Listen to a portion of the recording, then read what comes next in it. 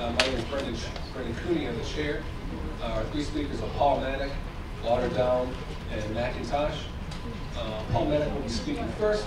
The topic of his paper is After the Left. Paul Mattick was the editor of the International Journal of Political Economy from 1987 to 2006, and is the author of Business as Usual, Economic Crisis and the Failure of Capitalism, forthcoming in February of the next year. Walter Daum supports the League for the Revolutionary Party and is the author of The Life and Death of Stalin, A Resurrection of Marxist Theory, written in 1990. And also the author of several articles on Marxist economic analysis, all of which are available on the League for the Revolutionary Party's website, which is lrp-cofi.org.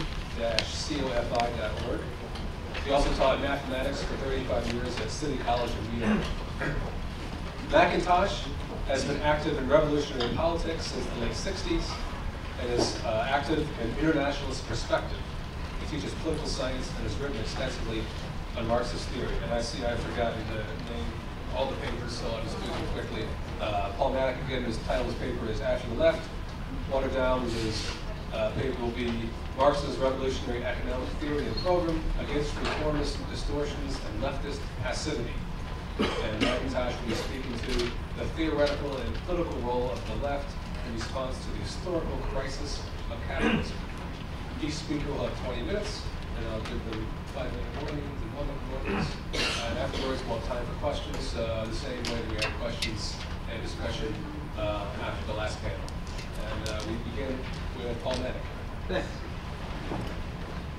All moments of capitalist social crisis are similar. I hear you. I can hear you. Closer. How's that?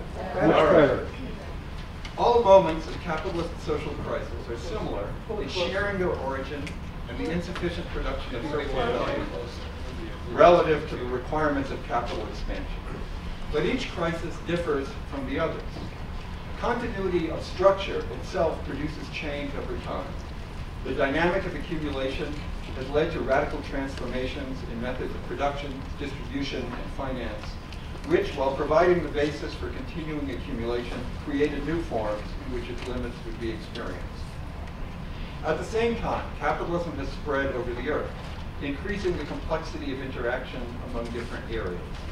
Thus, crises, since their inception in the early 19th century, came to affect more and more people, and to affect them more deeply and for longer periods of time. The last major depression, which did not really give way to full-blown prosperity for nearly 20 years after it began in 1929, also ushered in a world war that killed about 60 million people and caused enormous destruction of economic resources in Europe and Asia. The Great Depression led to another important change. The threat it seemed to pose to the existence of the social system was so severe that it was deemed necessary for the state to intervene massively in the economy. It was believed that such measures could be temporary, and that money borrowed by governments for this purpose could be repaid out of funds generated by a renewed prosperity. In fact, this did not prove to be the case. The prosperity made possible by the economic and physical destruction affected by the Great Depression and the Second World War was, even at its highest point, the late 1950s, insufficient to obviate the need for government stimulus. When the post-war golden age came to a definitive end in the mid-1970s, the massive increase in government spending that avoided a return to depression conditions then was another step on the way to today's increasingly problematic deficits. In the following decades, government debt was joined by soaring amounts of corporate and private debt, making possible the apparent prosperity that has now come to an end. If in the past it was depression itself that, by cheapening the costs of capital investment, made possible a revival in profit rates and so renewed prosperity, it is not surprising that the debt-fueled postponement of depression should lead to stagnation.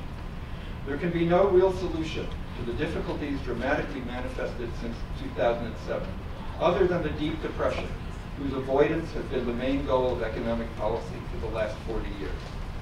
This explains the current obsession with austerity and budget cutting on the part of all economic authorities, even while the difficulty of actually realizing these policies testifies to the role of state spending in maintaining social stability. The importance of this role registers the decline of the private enterprise economy. Despite its dynamism and the gigantic increases in the productivity of human labor that it has achieved since the early 19th century, and despite the disappearance of political and social barriers to its spread in the course of the 20th, capitalism has not been able to generate the quantities of profit required to incorporate much of the world's population into its modern industrial form. Instead, more and more profit must be diverted from capitalist purposes to feed the starving, attempt to pacify the rebellious, and manage the inefficiencies of accumulation, even in the developed countries. The very idea that companies like AIG, the Bank of America, and Citicorp are too big to fail and must be supported by government funds amounts to a declaration of the failure of the market economy. Competition was supposed to eliminate inadequately managed firms, leaving the most productive of profits to prosper, and thereby, according to the economists, optimizing social well-being. Blocking competition's operation amounts to admitting in practice the obsolescence of capitalism itself, just as the replacement of profitability by national income, essential to economic theory, represents a conceptual accommodation to this situation. And yet, the public discussion of an end to capitalism and its replacement by another social system more friendly to human interests, a discussion that 100 years ago was impossible to ignore, is simply not going on. Although the ups and downs of the business cycle brought sometimes improvement, sometimes worsening of working and living conditions, capitalism, given its foundation on the extraction of profit for the productive activities of workers, continually reproduces a basic conflict of interest between the working and employing classes, a conflict more recently accompanied by ecological and military threats to the continued welfare and even the existence of the human race as a whole. But the social movements and organizations that once competed or cooperated to shape that conflict into a struggle to abolish capitalism and create a new form of society in which productive labor would be free from exploitation are gone. The left, that began with industrial capitalism in the 1800s, grew through the 19th century, and reached its greatest development during the first quarter of the 20th, no longer exists. This fact has been given recognition under many different descriptions, as the end of ideology and the supposed disappearance of class as a social principle celebrated by American sociologists in the 1950s, as the advent of one-dimensional man lamented by prominent voices on the left in the late 1960s, in a particularly muddled fashion in the 1980s as postmodernism, after the fall of communism in the intellectually weaker form of the end of history.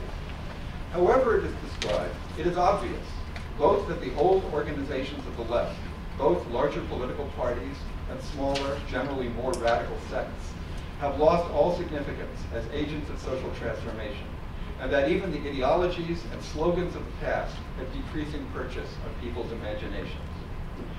It used to be believed, and this was the first great idea of the left, that capitalism inevitably and automatically produced a working class opposition to the system as such. Some saw this opposition as arising on moral grounds, as a response to the obvious injustices of capitalism. A more convincing idea was Marxist. He saw capitalism as a social system inherently at odds with itself, as the mechanism of money-mediated market exchange geared to the institution of private ownership of productive resources and the competitive extraction of profit clashed with the increasingly social character of production and distribution, most visible when the very success in raising the productivity of labor led to economic crisis and depression. Taking as a model the revolutionary transformations of the 17th and 18th centuries that established the social and political dominance of capitalism, Marx thought in terms of a conflict between the existing system, in which institutionalized social power was held by the owners of capital, and a future system of consciously socialized production existing embryonically within the shell of the present. This conflict would be given conceptual form in the political consciousness of the ruling class and the rebellious proletariat. It would be given institutional form in working class organization. As the evolution of the economic system took it from crisis to crisis, That organization would finally be led by the experience of periodic immiseration and continued exploitation to transform itself from a structure of resistance to a structure of revolution. The idea of organization was the second great idea of the left, shared by all ideological factions. It was embodied variously in the Social Democratic Party, linked with great trade unions, and the Anarchist Syndicate, or the One Big Union of the American IWW, and in the elite sect, called by history to manipulate and lead the masses of workers, common to Bakuninist anarchism and Leninism. The validity of this idea seemed visible in the spread and growth of working class parties and unions. It was not hard to believe that struggles for reform could develop into an effort to overthrow the system as a whole. Just as May Day, originally the date set in the United States for demonstrations for the 10-hour day, quickly became an international revolutionary holiday. History seemed to be moving towards the abolition of bourgeois society as a result of its very growth. This was held to be visible in the transformation of capitalism itself in the direction of centralization and concentration of capital, the separation of ownership and management, and the attempt by huge national and international economic units to control aspects of the market, taken by some, even Marx, to prefigure the democratic regulation of the economy to come. The illusory character of this picture was indicated by World War I, when giant socialist organizations, fresh from pledges of international class solidarity, plunged into the war effort. This miserable debacle demonstrated that traditional workers' politics had turned out to be an aspect of the developing capitalist system, rather than an agent of its overthrow. It foretold their disappearance as elements of the left in the course of the 20th century, when the developmental phase in which they had their place, roughly that of the emergence and flowering of the free enterprise system, came to an end with the growing need for state intervention. It was, after all, the Keynesian Hitler who made May Day into an official holiday. And still, the war led to revolutions in Russia, Central Europe, and even in Germany, the heart of the workers' movement. These uprisings, which ended the war and threatened the radical restructuring of society, were rapidly crushed. In Europe, this was a result of the war-weary majority's unwillingness to engage in the violent defense of their interests against governing authorities. In Russia, the party dictatorship that took on the task of modernizing an underdeveloped country quickly destroyed attempts at working-class self-rule. Revolution had no place in North America, just rising to the summit of world economic power. Yet the radically constructive activities unleashed by the disaster of the war, however short-lived, showed the independence of the revolutionary impulse from the traditional political and trade union structures. The collapse of the world economy into massive depression a decade later led not to revolution, but to a new world war, which opened the way to a new period of capitalist expansion. In this process, what had remained of the left was swept away into the politics of the welfare state, into sectarian insignificance, or in some combination of one or both of these in service to the needs of the Russian state. 1989 brought the final disappearance of the illusion of opposition to capitalism supported by the last of these. In the course of this evolution, the United States, whose lack of socialist and labor movements was for so long a puzzle to commentators, has come increasingly to seem not exceptional, but a precursor of today's capitalism without a left. Today, surviving elements of the left are recognizable, and such phenomena as the efforts of the Greek communist unions to maintain a place for themselves on the political scene by controlling and channeling working class protests, or the attempt to base a meaningful parliamentary organization in Germany on remnants of the old East German Communist Party. But nowhere do they present themselves as potential founders of a new social world. In most countries, left has come to mean simply those political forces advocating Keynesian and income redistribution policies. Today, even this wretched remnant of the historical left is meeting its limits. The transition to capitalism, the shock of which on earlier modes of life helped give rise to the social movements of the 19th century, has been accomplished in much of the world. This system appears now, where it is well implanted, not as trampling on ancient ways and rights, but as itself a natural order. what was once claimed polemically by Enlightenment philosophers like Adam Smith, that man is by nature a marketing animal, that individuals are endowed by their creator with inalienable individual rights to privacy and property, that with the achievement of a society based on market relations, history would have reached its goal and would come to an end. These claims have by now entered into the general consciousness as self-evident truths, though people are as aware as ever that they live in a class society, marked by oppression and exploitation. This is perceived as the natural order of things, alternatives to which appear as impossible dreams. But although today's capitalism is in many ways a much transformed version of its 19th century self, this transformation, as the Great Recession is here to remind us, has not brought an abatement of the systemic problems diagnosed in that century.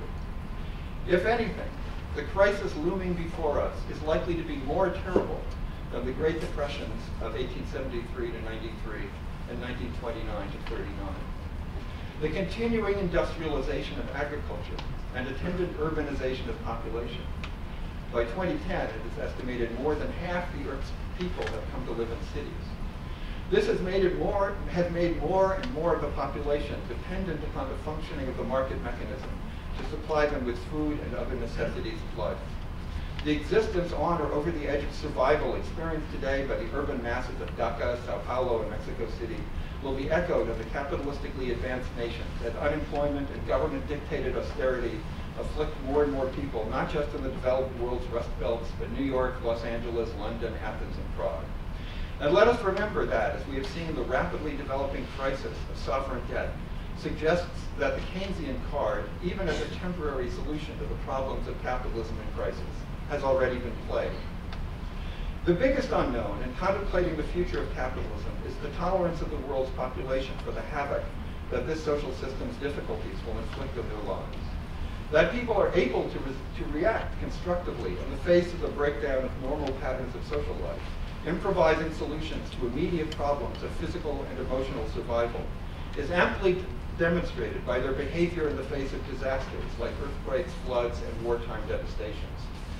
Charles Fritz, who as a captain of the US Army was stationed in Britain during World War II, studied the reactions of German civilians to the terror bombing of German cities by the Allies. In 1950, he became associate director of the University of Chicago's Disaster Research Project.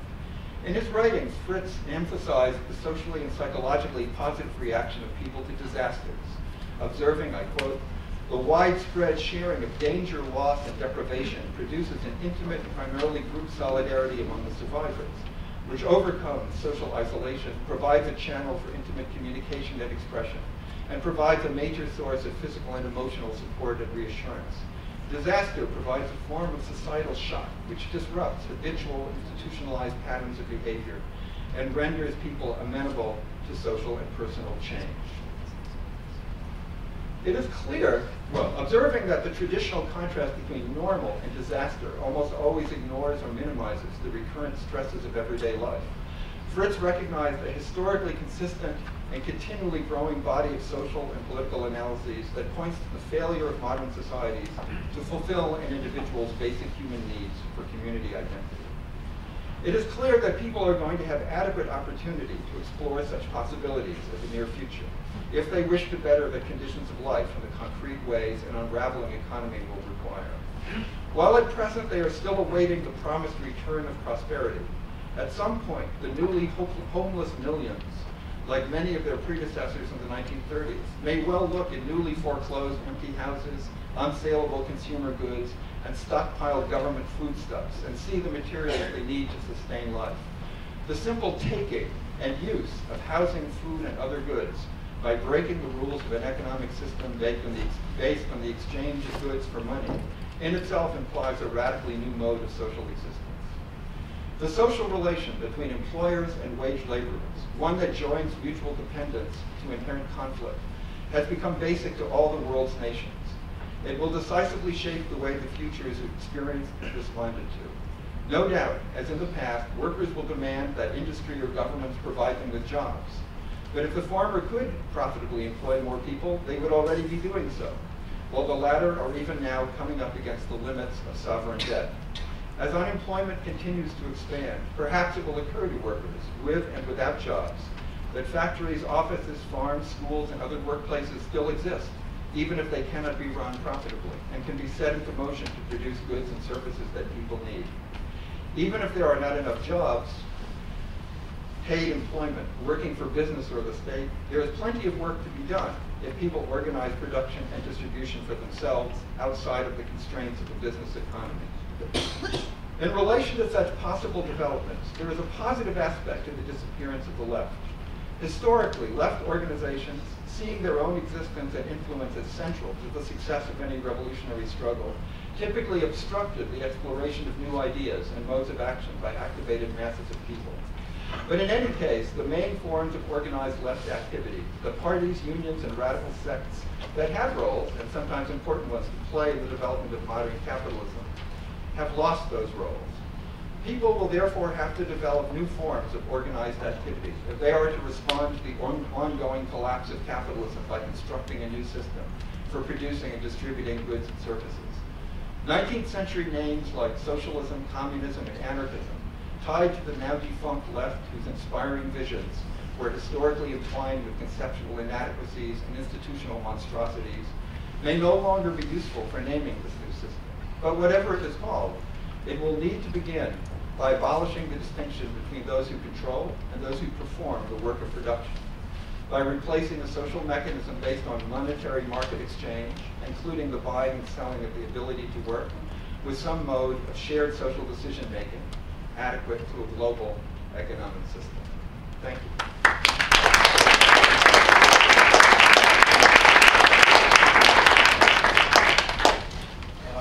Our next speaker is Walter Daum.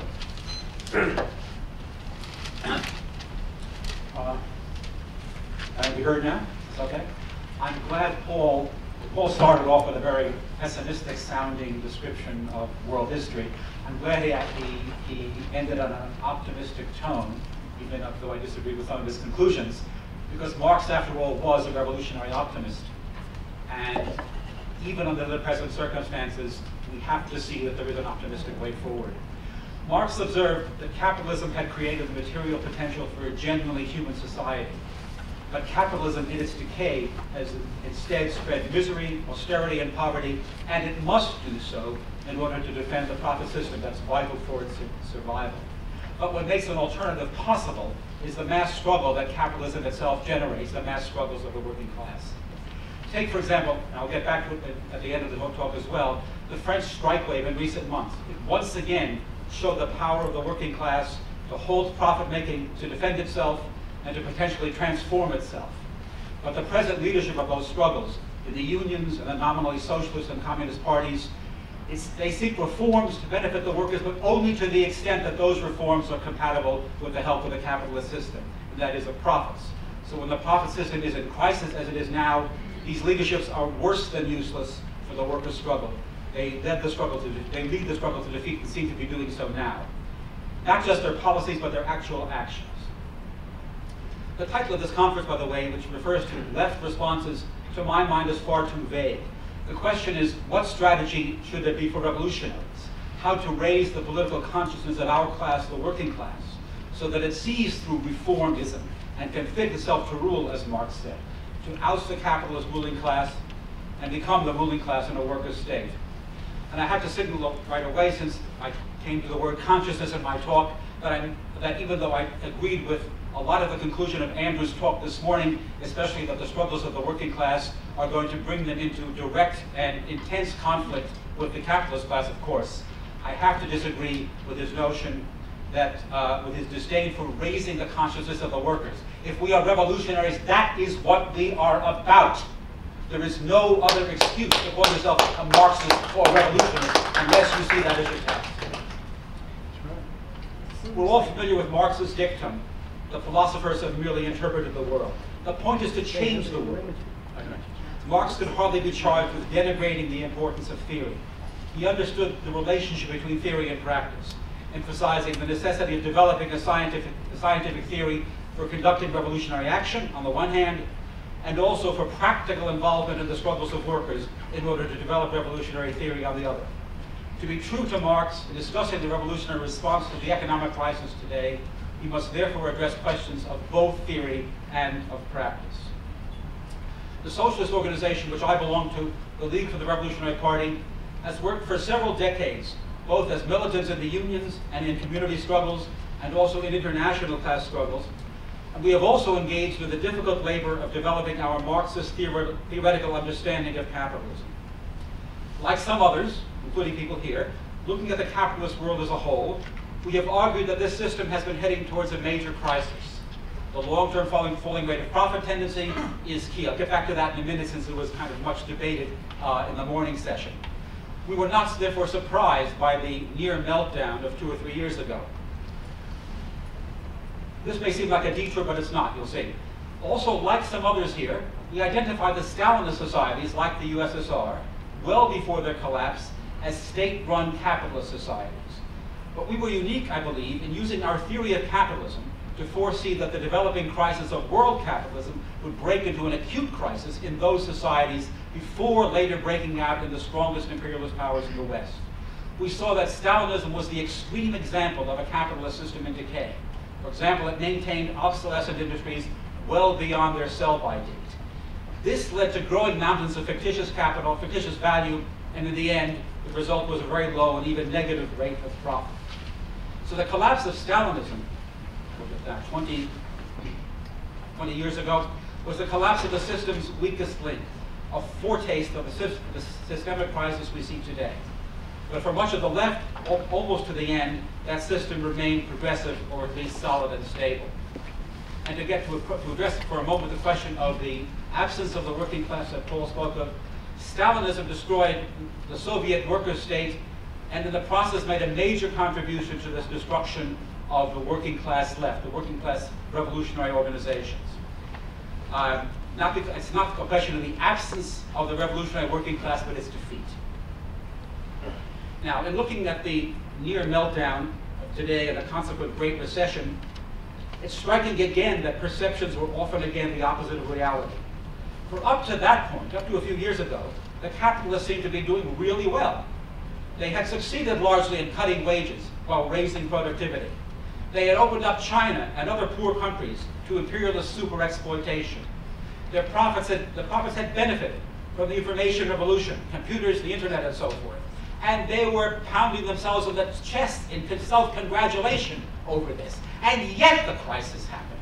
Yet the crisis came and threatened the existence of their system. That's what has to be explained. And the cause was not just the deregulation or the malfeasance that liberals speak of, or the financialization that some leftists claim. Fundamentally, it is the falling rate of profit that is addressed. The profits remained well below their post-World War II heights. The system plunged into a grave crisis despite its superficial excesses, because it never escaped that long period of stagnation after the post-World War II boom. And the current recession, which is obviously not ended from the standpoint of working class people, is far deeper than an ordinary recession. It's not just an ordinary cycle, as was suggested by some this morning. It's really something that's heading worse. So let's look for a moment at the basic components of Marxist theory that are essential for analyzing this reality. The cycles of boom and bust have already been talked about. They existed throughout the history of capitalism, not just in its epoch of decay. These crises are the bitter medicine that the system needs, the destructive means by which profits are revived periodically. As was mentioned before, the collapse of unprofitable firms helps purge weaker capitals and drive down workers' wages. It lays the basis for the upturn.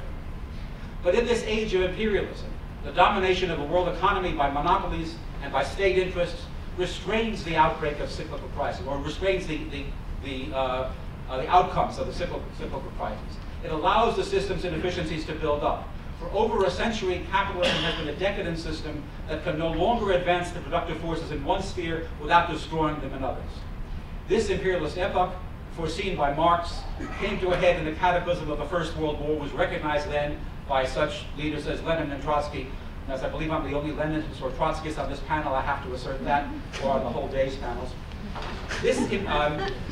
In this epoch, the falling rate of profit came into full play. Let's just say a word about that, since there was, again, some debate over that, is fundamentally based on the fact that for Marx, value is based on human labor, on living human labor, and yet, as Marx also pointed out, over the course of time, dead labor, that is the accumulated machinery, equipment, and so forth, begins to increase at a far greater rate than living labor, and it's that ratio that over time leads to the falling rate of profit. So the falling rate of profit is a long-term trend that's activated and carries out and worsens the cyclical crisis, but the cyclical crises do not depend on Marx's theory of the falling rate of profit.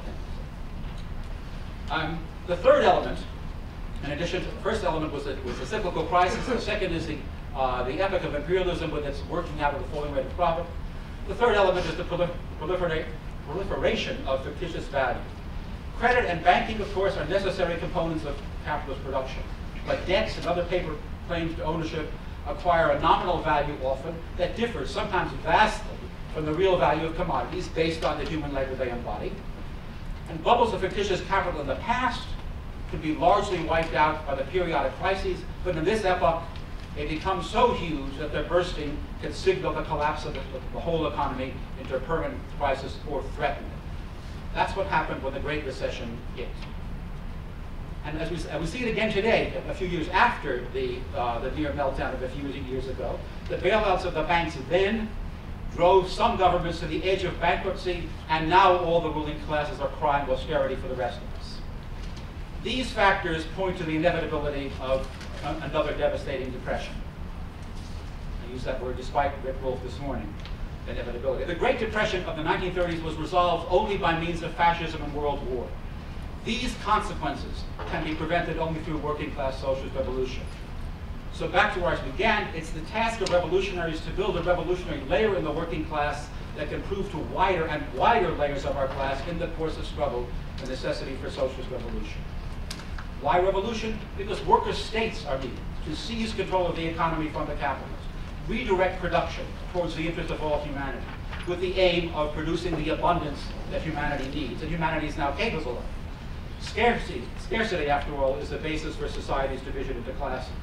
So the creation of abundance will provide the basis for the withering away of classes, of states, and the building of socialism. And again, as Marx said, the point is not just to understand the world. Genuine Marxists are distinguished both from reformists, those who offer reforms within the realm of capitalism, and perhaps even think that such reforms are a concrete step towards socialism. And in any case, reformists do not act on the conviction that as long as capitalism rules society, that any reform will only be partial and temporary if you can achieve them at all. Revolutionaries are also distinguished from maximalists who proclaim the necessity of socialism, but disdain from taking the lead in advancing the class struggles of today, which inevitably fight or start from the fight for reform. At this point, I want to thank the Marxist-Humanist Initiative for initiating this conference, but I say that because I have to disagree quite strongly, as I mentioned earlier, with what they say. I read the lead point in their statement of purpose. I'm quoting, we are not a political party, nor are we trying to lead the masses who will form their own organizations and whose emancipation must be their own act. But we have seen that spontaneous actions alone are insufficient to usher in a new society. We seek a new unity of philosophy and organization in which mass movements striving for freedom lay hold of Marxist philosophy of revolution and recreate society on this basis. I was a bit astonished at seeing that, since I remember the Communist Manifesto of Marx and Engels, and I therefore laid hold of my copy, which says, among other things, the communists are, on the one hand, practically the most advanced and resolute section of the working class parties of every country. That section which pushes forward all others, that is to say, which leads or tries to lead the rest of the working class. And on the other hand, again back to Marx and Engels, theoretically they have over the great mass of the proletariat the advantage of clearly understanding the line of march, the conditions, and the ultimate general results of the proletarian movement. But it's not just the understanding, it's the engagement in the struggles, pushing them forward. The Marxist-Humanist Initiative are not the only ones who recoil at the idea of such leadership. Another commentator I've read says that revolutionaries can only offer hope that in their resistance the working class will transform itself into a class for itself and thereby free humankind.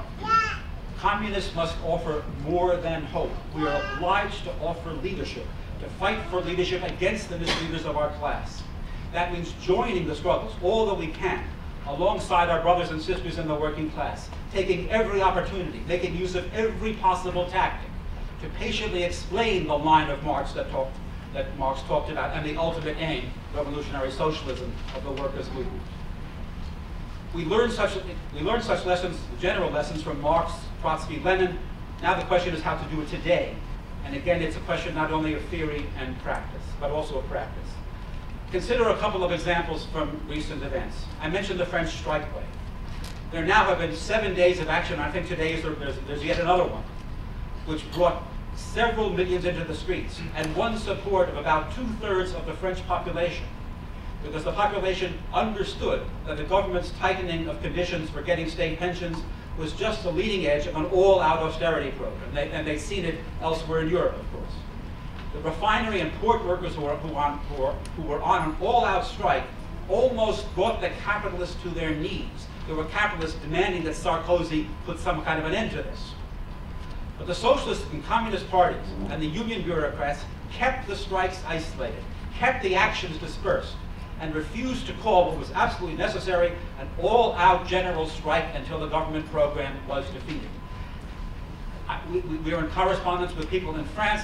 They say many of the workers were demanding this at their general assemblies and their union meetings and so forth, but the unions, of course, tied to capitalism, tied to just the reform of capitalism, sold that down the river. It was the responsibility of communist revolutionaries to find ways to fight for such a general strike in that struggle, and to point to the international implications of that struggle, and as well as the revolutionary implications. That means offering and fighting for leadership. In the United States, we have not had such opportunities in recent times. We have not had 3 or 4 or 5 million workers out in the streets. We have had small examples, and we have to build on what we can. One of the most prominent was a sit-down at a small factory in Chicago 2 years ago, the Republic Windows and Doors factory, where the workers actually took the radical initiative of occupying their factory to demand their back pay and benefits that were owed to them. They actually won that, but it did not save their jobs. Whereas the French movement had been inherently political, directed against the government, that is, the Chicago struggle was not, but it needed to be. The crisis in this country was already widespread. Many plants were shutting down. Public services were already being cut back. At a time of profit prices for the capitalists, there is no serious solution in one factory or one enterprise or one industry. When companies are bankrupt, their productive capacity and jobs must be saved and can only be saved by state policies or direct state intervention. That's why revolutionaries must demand the nationalization of failing industries, the nationalization of banks, along with public works to provide jobs for all.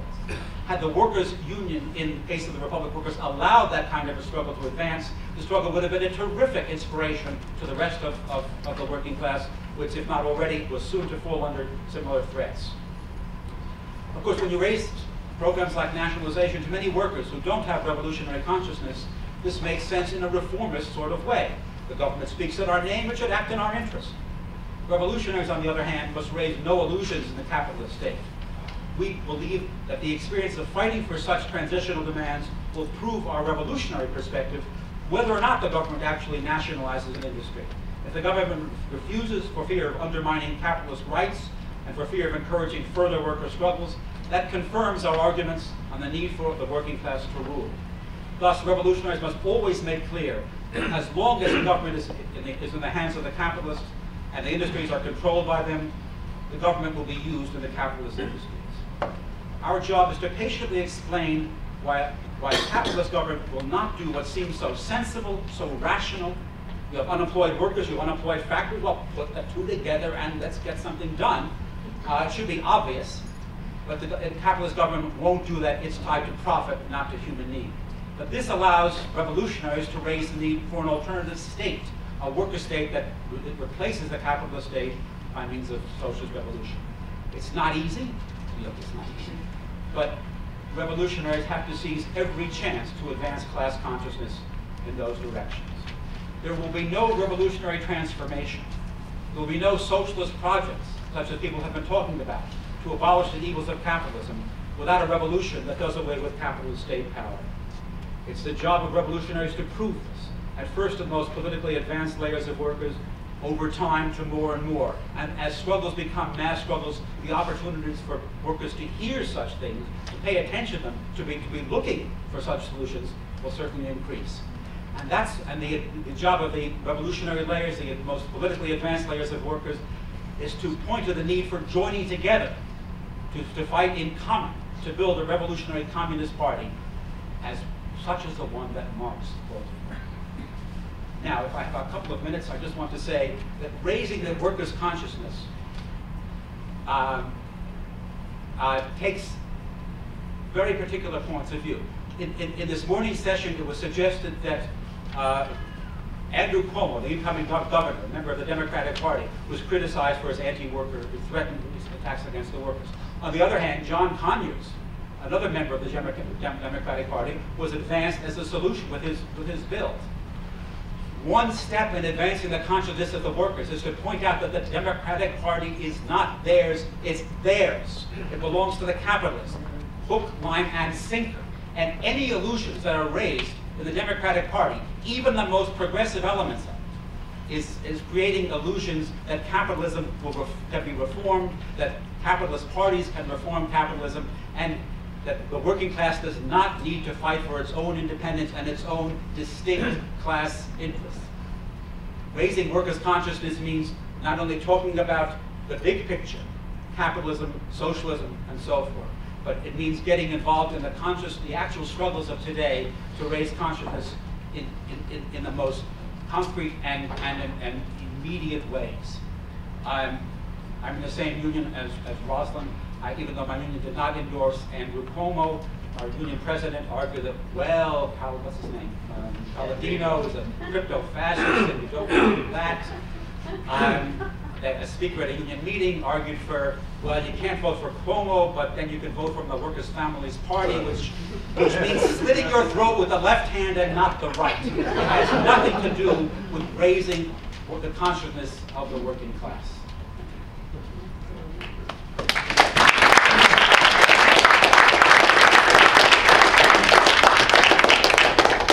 And our third speaker, Intosh.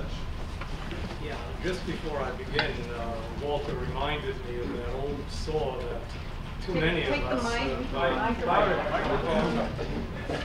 that old saw that too many of us have lived by from time to time. 1964 would have been a good year for it. That the Democrats are the lesser of two evils. It's half true. The Democrats are evil. And I would say for the working class and for the possibility of socialism, the Democrats are more evil than the Republicans, and more of a threat or a danger to the working class than the Republicans. But that's neither here nor there. What I want to emphasize, what Internationalist Perspective, the organization that I am a member of, wants to point to today, is that there is a link between the way in which one envisages the organization, the structuration, the laws of motion, the imminent tendencies of capitalism, and the political responses one has to a crisis such as the one we're going through now. That is to say, how one theoretically understands capitalism and its imminent tendencies affects how one attempts to resist capitalism and those imminent tendencies. Now, confronted by what is the most devastating economic crisis of capitalism since the 1930s, the left, and I would put that in quotation marks, personally, I do not consider myself on the left.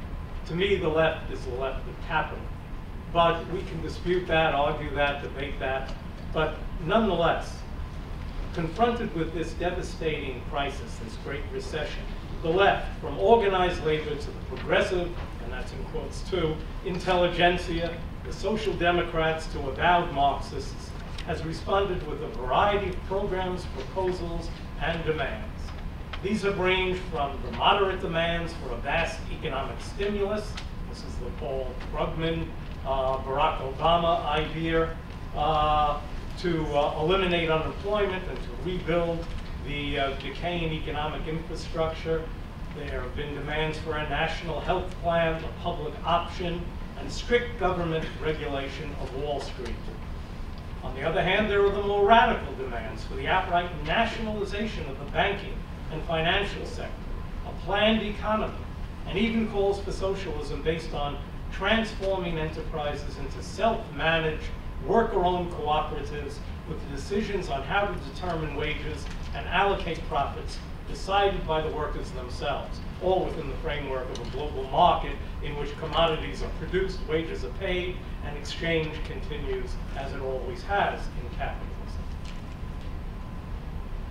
capitalism. Such proposals were rife during the Great Depression of the 1930s, and some were even instituted by Popular Front governments. I mean, in France, the 200 families were expropriated, at least insofar as the power to control the Banque de France was concerned. The Banque de France was nationalized. That was the linchpin of the Popular Front's demand. The Popular Front was the salvation of French capitalism.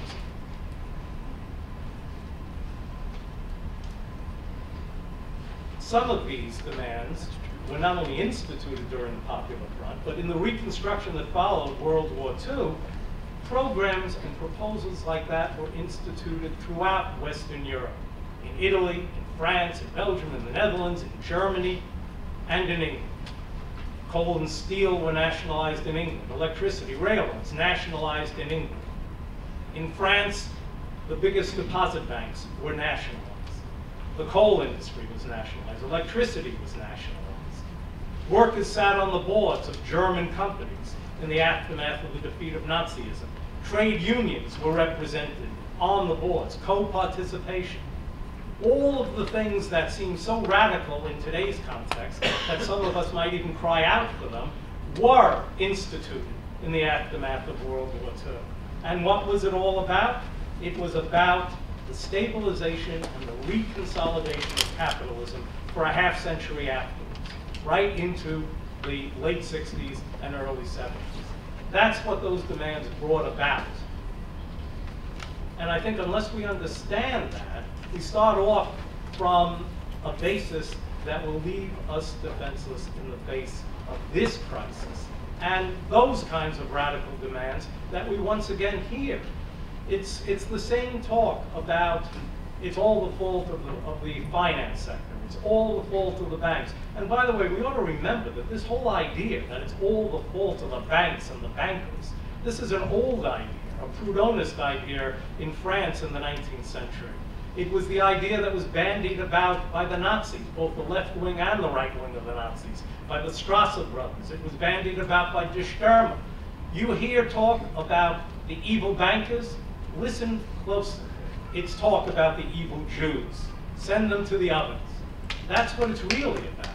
Capitalism is not simply about the bankers. It is about the law of value, of which banks and finance are an integral part, no question about it. But there's no distinction to be made between productive capital and unproductive capital. Each are vital, each are necessary, each are two sides of the same coin, and trying to divide them is at best a theater, an ideological diversion to prevent the very revolutionary upsurge that is necessary if both productive and unproductive capital, if capital, the law of value, is final to be sent to the dustbin of history.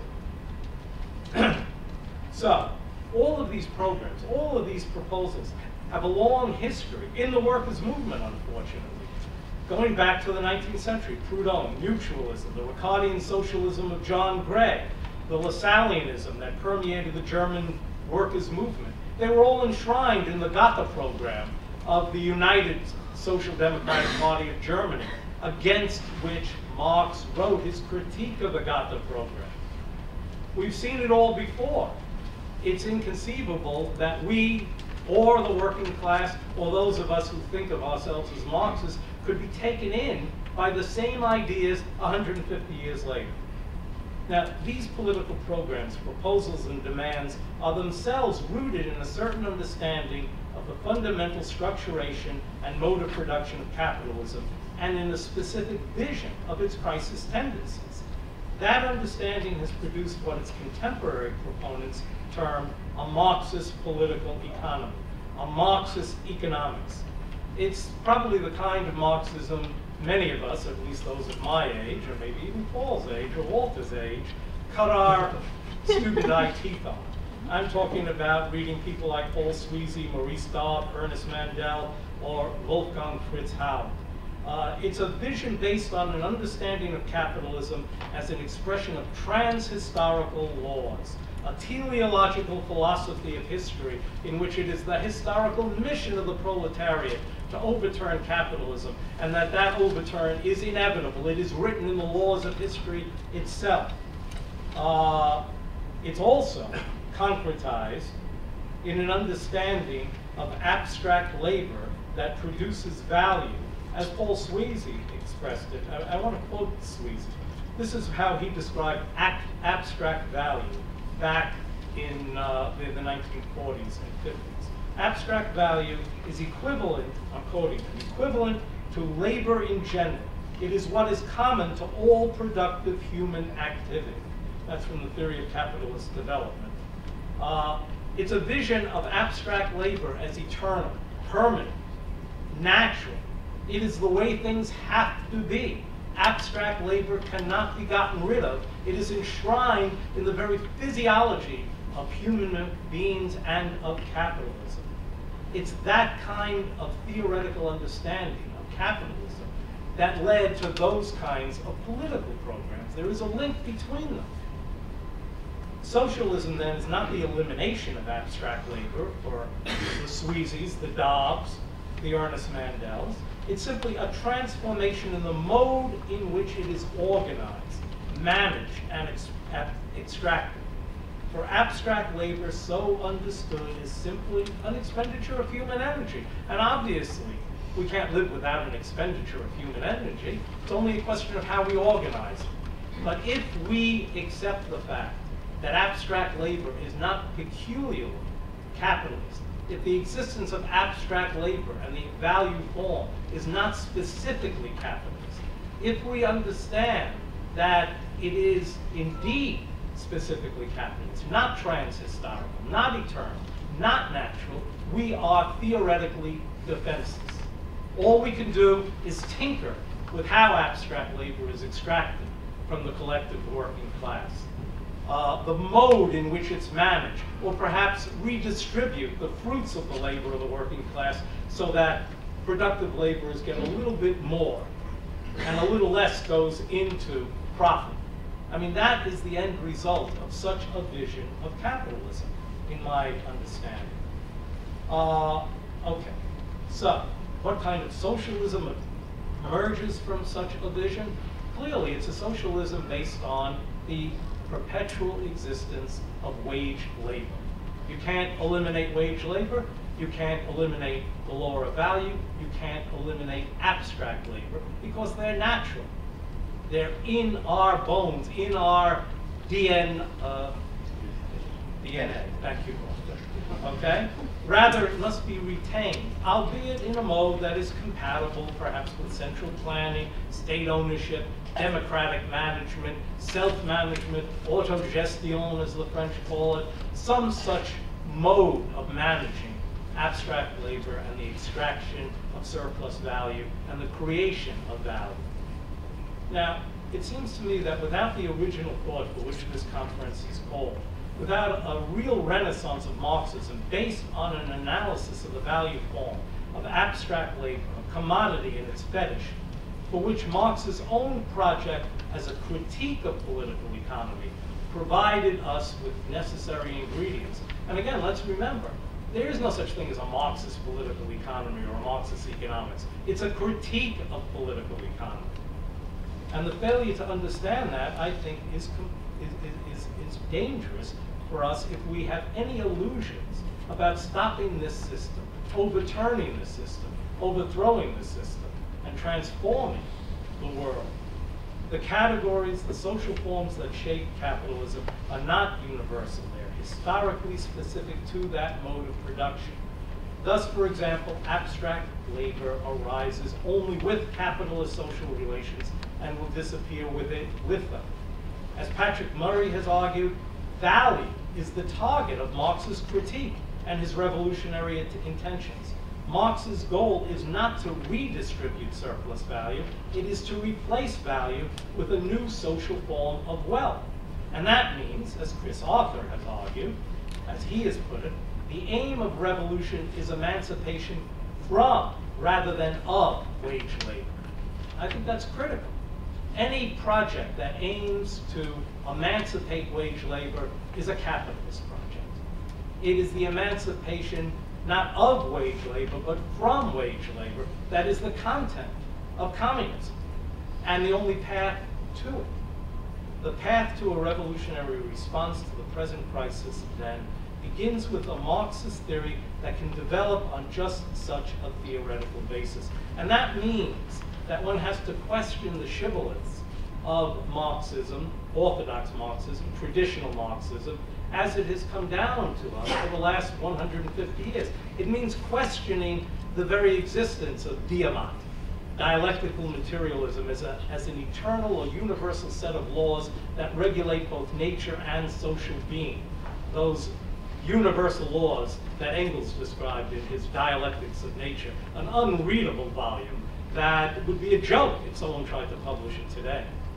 It means questioning what has been called histomat, or historical materialism, conceived as a teleological philosophy of history in which society moves through necessary and successive stages of ever higher development, inevitably producing communism. Histomat, understood as a vision of crude economic determinism with a simplistic base superstructure model of social being, also has to be consigned to the theoretical dustbin, along with diamat. A theoretical renaissance of Marxism, in our view, requires an understanding that socialism is not the equitable or more equitable distribution of the fruits of the abstract labor of the proletariat and the value it creates, that abstract labor and value cannot be naturalized or substantialized, that it has to be torn out, root and branch, overturned completely. Not in some calends of Greece after 100 years of transitional programs, but the beginning has to be with the revolutionary upsurge itself. I want to use the few minutes I have left to take a look at the two most recent examples of working class resistance to austerity. And by the way, I have to preface it by saying it's really bizarre that those who are pushing austerity the hardest, like Zapatero in Spain, or Pasok in Greece, Papandreou, are the left, the socialists. Yeah, I know Cameron is pushing it, along with his social democrat or liberal democrat partners, but the left in Europe is pushing austerity at a time when in the United States, Paul Krugman is pushing stimulus. And Obama, well, he may change now that the elections have taught him a lesson or two, I don't know.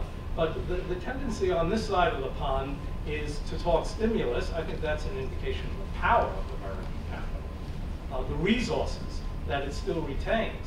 Whereas on the other side of the pond, the socialists, no less than the conservatives, have to talk about draconian austerity because the risk of a sovereign debt crisis is even closer there than it is here. But I do want to say something about the upsurge of struggles in Greece and in France. The struggles were violent. The struggles were in many ways magnificent. The willingness of workers to say no to austerity, to reject austerity, has been a lesson for all of us. And yet, let's start with Greece. It failed. Papandreou's austerity was voted by Parliament, and the struggles have died down. And to the extent that they are re-emerging now, they are re-emerging in a new form. The new form is Greek nationalism. The new form is fuck the Germans. That's what they did to us, from 1940 to 1945, and now they're telling us to impose austerity. The hell with them. The hell with the European Central Bank. The hell with the EC. We don't need it. It's Greeks standing up for Greek rights. That is the path to defeat, not the path to victory for the Greek working class, or any working class. And of course, who has dampened down this upsurge of the workers? It is PASOK and the Stalinist Party, which hopes perhaps to, the Stalinists would love to supersede Papandreou and PASOK in power in Athens.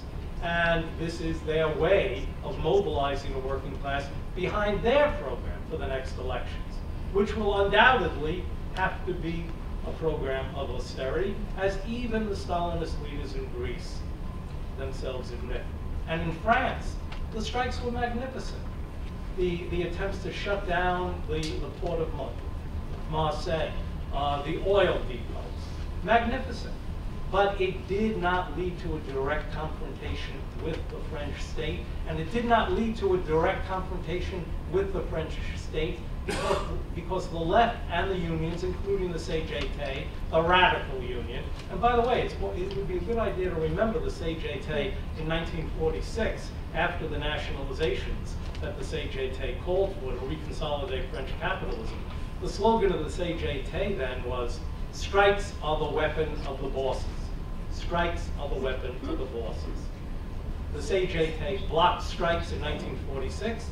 It is blocking this upsurge of working class resistance in 2010.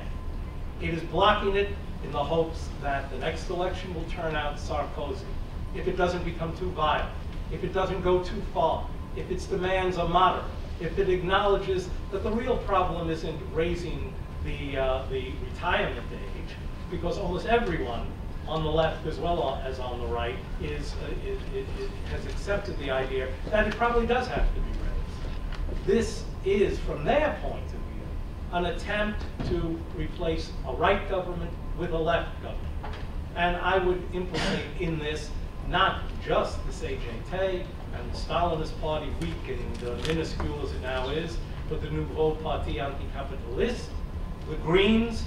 I don't know what chances they have of sitting in the Élysée Palace after the next presidential election. But whether they sit there, or the socialists sit there, or Sarkozy sits there, they sit there to manage capitalism. And all of their efforts are now being directed as these struggles erupt in containing them, in blocking them, in limiting them. And I think unless we recognize that, we cannot be active participants in the class struggle. And so I would link the role of the left in containing class struggle to a vision of capitalism based on not the historically specific existence of abstract labor in the value form, but to a maldistribution of wealth, which is precisely the way to consolidate capitalism at a moment of its weakness. Thank you.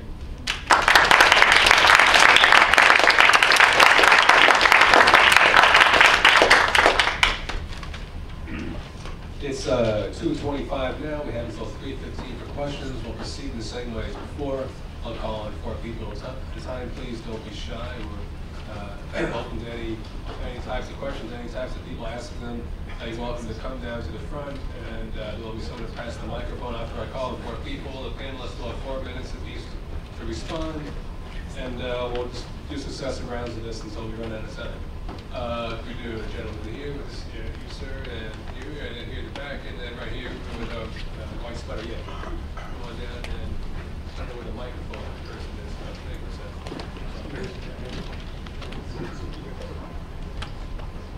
Yeah, I departed the variety of Orthodox Trotskyism. My name is Jim, to which I belonged more than 10 years ago, not because I ceased to share its revolutionary goals, but because I felt that many of these organizations, in fact all that I knew, were wedded to dogmas which prevented them from understanding some of the real history that had taken place in the world in which I had grown up and which had evolved since Trotsky's death.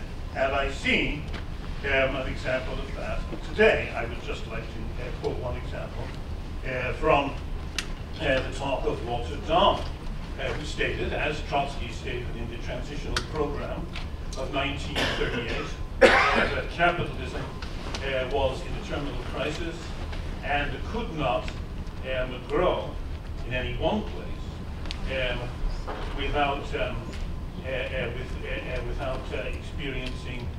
diminishing in some other place in the world. Now, I would like to submit that that is demonstrably untrue of the post-war period in which most of us have grown up. In the advanced countries, there was an explosion in the growth of wealth, comparable that did not take place in any comparable period, in any other comparable period in history. It was greater than in any other period. And I think that greatly affected the psychology of the working class, greatly affected the psychology of all classes in society. And it was something that Trotskyist organizations continue, and some apparently continue this day to deny. But it was also not accompanied by the shrinkage of productive forces in other parts of the world, in my view. It took place in America. It took place in Europe. Walter wants to include the Soviet bloc within the definition of capitalism.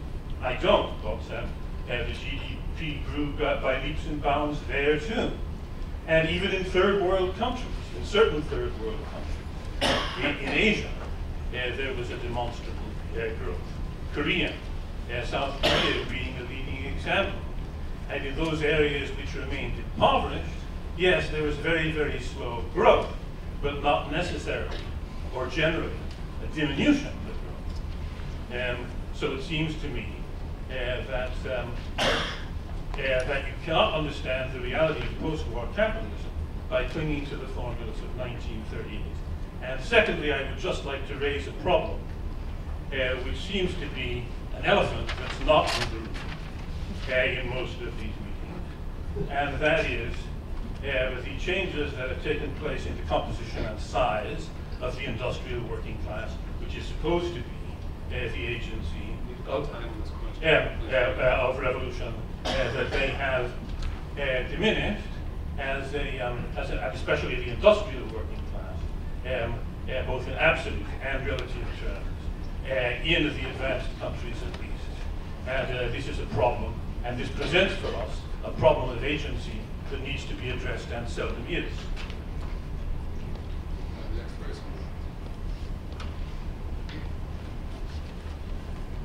My name is Dan, by the way. I just rise to make a small protest. And that is the use of this term of the left. This strikes me as a very, very vague and misleading term. There are socialists, there are liberals, there are communists, etc. And liberals especially, and socialists are three class terms. And again, you see about vague, airy expression of the left tends to disguise the class nature of really what's happening here.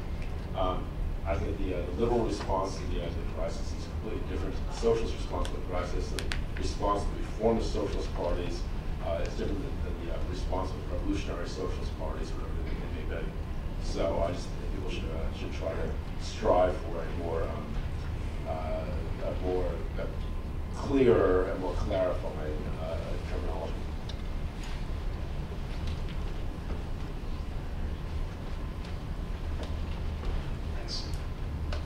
As I was sitting there, I couldn't help but think of the very classic debate of spontaneity versus organization that many Marxists often have. And I suppose, Mr. Mattick, you have brought up this issue of the fact that we have to seek new forms of organization beyond simply vanguard parties and things like that. But my question really is, what would sustain these strikes, which often, emerge out of spontaneous action?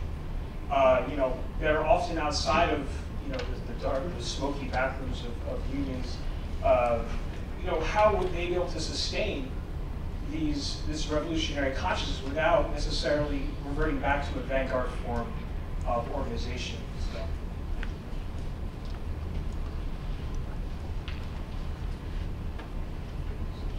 My name is Phil. I enjoyed this. There's something provocative, I think, in every one of these presentations. But the first thing that came to my mind after Paul was finished and Walter began is, I wonder, and this is my question, what would Paul say to Walter, and what would Walter say to Paul? What really they needed to do to revise and correct their analysis and presentation. I mean that. I wonder what Paul would say to Walter in a way to help him to see a better pathway to a progressive, I don't like that term, or left, or revolutionary. How about that term? I like that term. Revolutionary future, one with potential.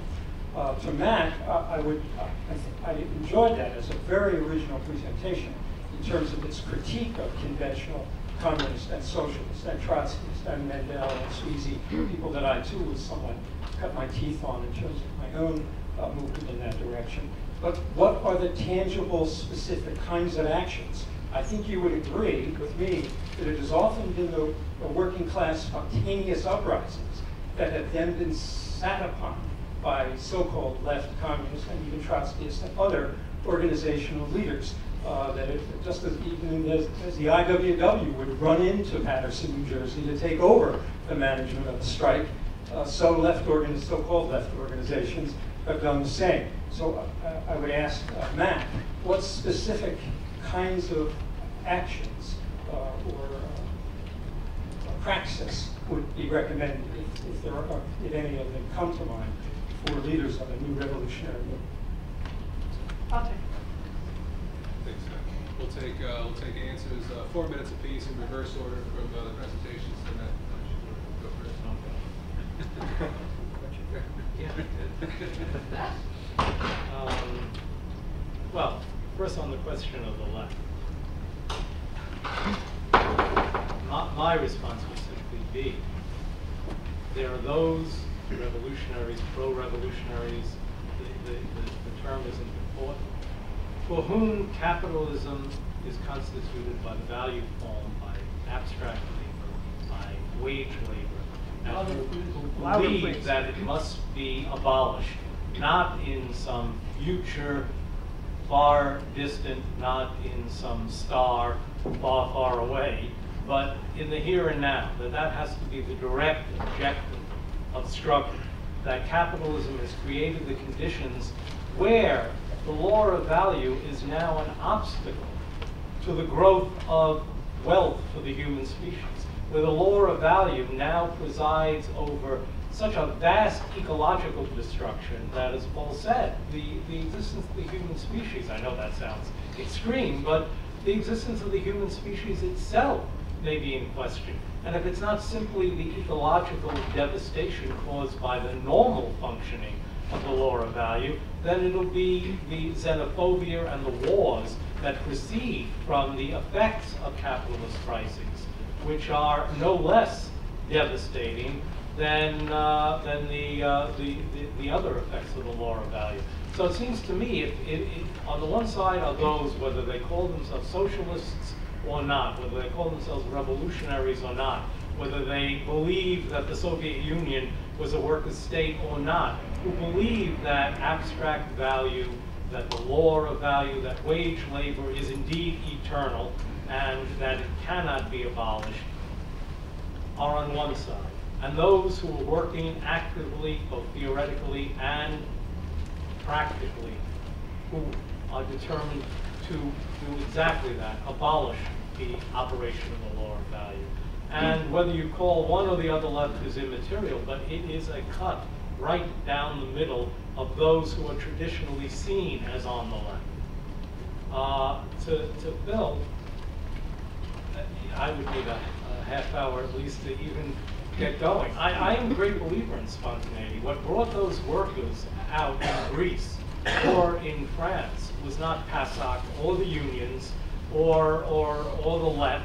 What brought them out was their anger, their rage at what was occurring, at the imposition of an austerity at their expense, an austerity imposed by the capitalist class.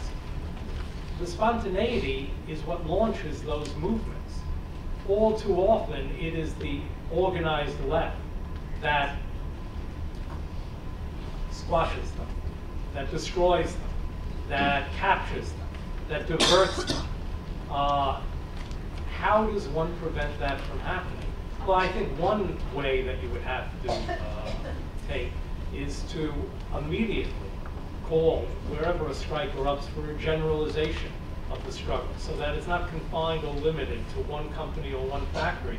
That's the problem at Republic Windows.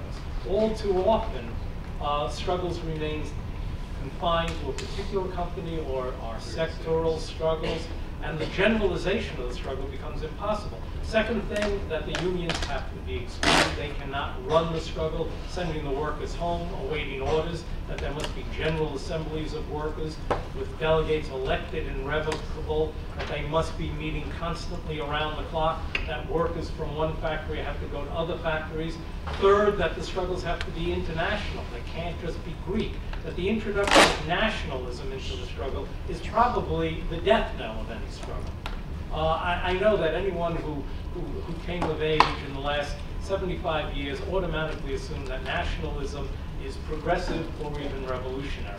I'm not so sure. After Rwanda, can anyone talk about nationalism as progressive? After Nazism, can anyone talk about nationalism as progressive? After the terror bombing of Dresden and Leipzig and Hamburg, can anyone talk about nationalism as progressive? After Hiroshima and Nagasaki, can anyone talk about nationalism as progressive? Go back and read the headline of the Daily Worker the day after the first atomic bomb was dropped on Hiroshima. It was celebratory. It was, we did it. Thank God. We've taught them, the word they used was the Japs, who runs things. That kind of nationalism, which has become part of the holy script of the left for the last century, certainly since August 1914, is itself now one of the most dangerous ideologies we confront.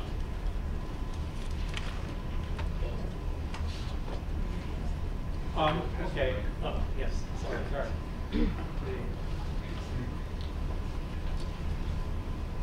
Let me first take on the question from Jim that was directed at me specifically about the growth of capitalist productive forces and how we can't just stick to the dogmas of 1938 and so forth.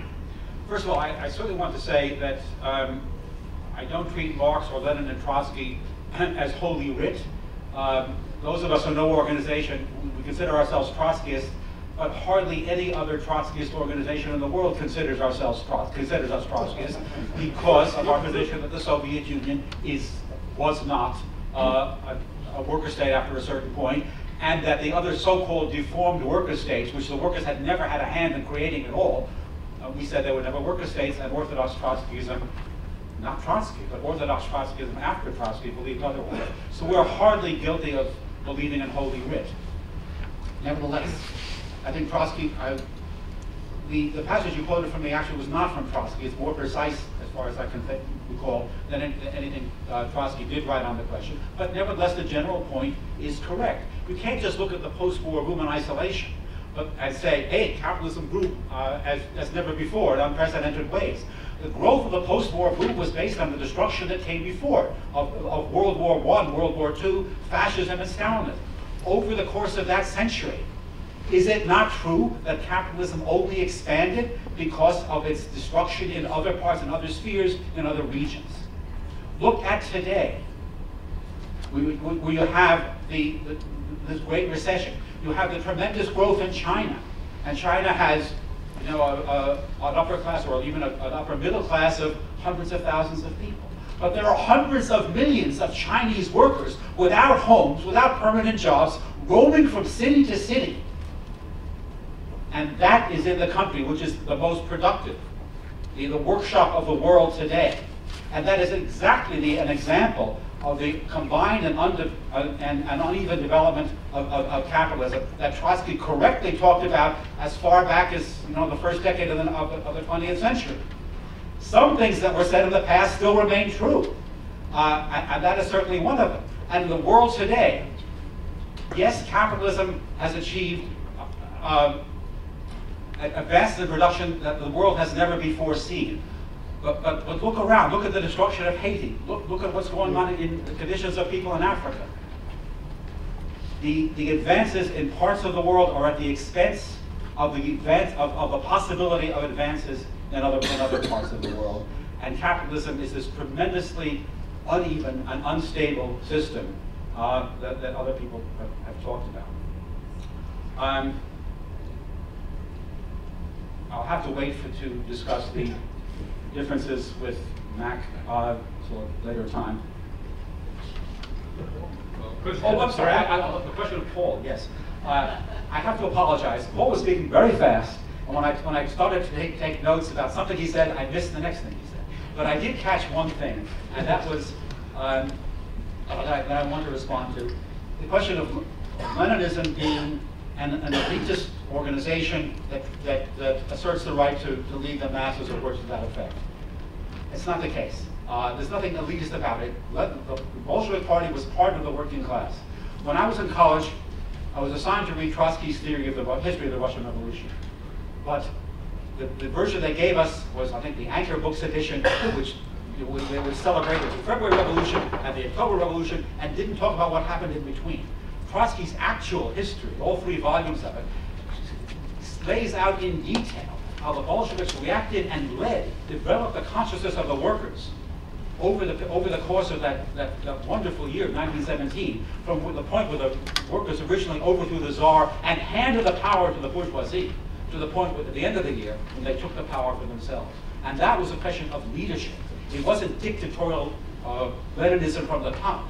It was leadership of the working class by Lenin and by his party, which was only one part, from the bottom, showing the workers how to advance, raising their consciousness and so forth. Thanks. Well, with 4 minutes, I just want to make 2 brief remarks. First, I was asked to comment on Walter Daum's remarks, and here I think I just want to say that from my point of view, that the concept of leadership is not a very useful one. It's a very weak one. Because the problem is that the leadership is always there. I mean, after all, as he said, for decades, the League for the Revolutionary Party has been beavering away, but there is no Revolutionary Party. So the problem is the leadership, the correct leadership, whichever one it is always present. The problem is that workers, or most people, are simply not interested in following the leadership. So that means that the existence of leadership is not the issue, but what determines which the political directions or leaders, if you're interested in that, people are actually interested in pursuing. And you can see that the people who were professionals of leadership, like Lenin and Trotsky, who really believed in it, they, of course, didn't really believe in it. If you didn't agree with them, into the Gulag, or if you were when the Kronstadt workers and sailors did not follow Bolshevik leadership, they just had to be shot down. Or the master of leadership, the Führer himself, he didn't believe it for a minute. He made sure that if you didn't acknowledge that he was the Führer, you had to go immediately in a concentration camp. So the actual leaders don't take this nonsense seriously for 1 second. And I think that even as a theoretical concept, it's a very weak and it's practically useless for explaining anything that happens in history, and therefore for guiding any kind of practical activity. That leads then to the other very interesting question. If we imagine some kind of response to ongoing catastrophes or extreme situations in which as happened, for example, in Europe after the First World War, in which people begin to engage in some kind of, something that you could call an organized revolutionary activity, how is it sustained in the absence of organizations of the traditional left-wing sort, which no longer exists? And there, I have to say, this is the great unknown question of history. No, you can only say that people would have to be willing to constantly go farther than they have been in the past, which means that they would have to feel themselves driven by, I think, very concrete, practical need simply to take hold of material resources and begin to use them, and then they would have to defend themselves. They will have to organize themselves into some kind of armed force to defend themselves against the powers that be. And this is why I would say there is a certain positive aspect to the disappearance of the left, because historically, such as after the First World War, it was the left organizations which, as Mac was saying, even in these demonstrations today, it's the left-wing organizations or their contemporary residues who actively went against and attempted to stop the self-organization of the working class. So in Russia, the Bolsheviks; in Germany, the Socialist Party, and just to take the two main, or, I mean, they had, of course, a lot of help from the right wing, who were also marching around, sending in troops into Bavaria and so forth. But that, so you don't know. I would say the interesting thing about history, and this is why there is some room for optimism, although I think not very much, that you don't know. The situation we are in, like every historical situation, has not occurred before. This is a unique historical moment, and it is impossible to predict how far people will be willing to go in the defense of their material interests. But it's really up to millions of people to decide whether they will or will not die miserable deaths. So you cannot predict what they will do. Let's take another 4 questions. Please, all questions are welcome. This gentleman here in the red sweater, yeah, and back here. You, sir, yes, and right here. You're welcome to come forward. We'll pass the mic up. I'll just 3 minutes apiece. I'll just maintain my modesty. Stay seated. I wanted to address this question of the necessity of revolutionary leadership and arguments about it. My name's Matt, by the way. Like Walter, I'm a supporter of the League for the Revolutionary Party. I think that any denigration of the necessity of vanguard leadership in the class struggle is a real problem for the potential success of working class struggle. Any worker in a workplace will know that if the boss comes and says, we want to cut wages here, some workers will be demoralized and panic. Some workers will be angry, but they won't know what to do. Others will be for a militant struggle. And there will be an argument about what to do. And those who are stepping up and already preparing themselves with answers on the way forward are leading, whether they know it or not. Now, if it's a part-time worker in UPS who is arguing for a strike against the more conservative arguments of a full-time worker who's worried that if there's a strike, the stock market might be affected and their pension funds will go down and so forth, and that part-time worker is arguing for a strike against that sort of conservatism, they are even acting out the arguments of Leninism, a vanguard party, and arguing against the conservative influence of the labor aristocracy without even knowing it. At every point, leadership is necessary. Right now, in another part of Manhattan, there is a general membership meeting of the Transport Workers Union going on right now. And what's going on there is a rebuff to Paul Mattick's argument that, well, there are these Trotskyists, they say they're building a revolutionary party, but the workers just haven't been interested, and that's the problem. No, that has not been the problem.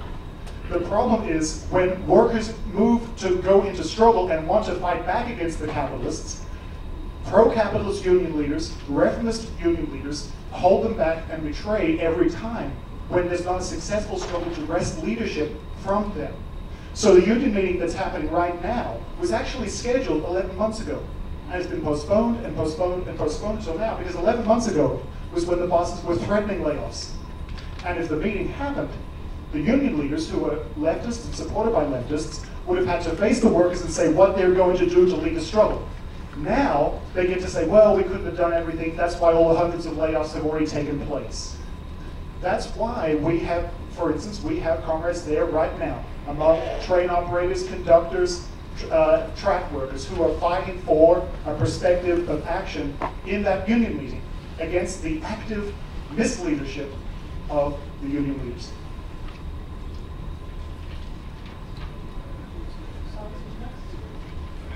Back there. Yeah, Joe, right there in the purple shirt. Matthew has made an important point. Let's just consider, though, what a different... So we can all hear, please, the microphone. Oh, hello, Governor? Yeah, thanks. Closer.